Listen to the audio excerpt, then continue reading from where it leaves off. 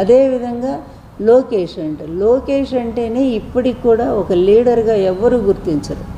అట్లాంటి వాడిని తీసుకొచ్చి నా మనవడు వారసుడు, ఈయన మనవడు ఎట్లా అవుతాడండి? కూతురు కొడుకు మనవడు అయితే వరస అవుతాడు తప్ప వారసత్వానికి మనవడు గాడు. మన సంప్రదాయంలో కొడుకులే కదా, ఇంటి పేరు ఎవరికి ఉంటుందో వాళ్లే కదా వారసులుగా చెప్పుకునేది, ఆస్తులకు కానీ దేనికైనా సరే. అలాంటిది ఎన్టీఆర్ కుటుంబంలో వాళ్ళు నందమూరి కుటుంబంలో నుంచి ఎవరైనా అవుతారు.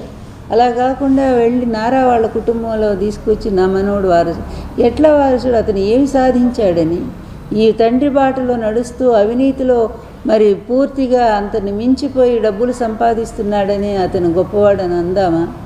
అదేవిధంగా ఇష్టం వచ్చినట్టుగా రెడ్ బుక్ రాజ్యాంగాన్ని నడిపిస్తూ రాష్ట్రంలో మరి ప్రతిపక్ష నేతలందరినీ కూడా చంపిస్తూ, అదేవిధంగా వాళ్ళు ఆత్మహత్యలు చేసుకునే విధంగా ప్రేరేపిస్తూ, మహిళల మీద జరుగుతున్నటువంటి అత్యాచారాలు దారుణాలు అన్నీ తెలుగుదేశం నాయకులు చేస్తుంటే కనీసం శిక్షలు కూడా లేకుండా వాళ్ళని కాపాడుకుంటూ, అదేవిధంగా ప్రతిపక్ష నేతల్ని వాళ్ళ భార్యల్ని ఇష్టం వచ్చినట్టుగా మాట్లాడే వాళ్ళని కాపాడుకుంటూ ఇతని పరిపాలకుడా?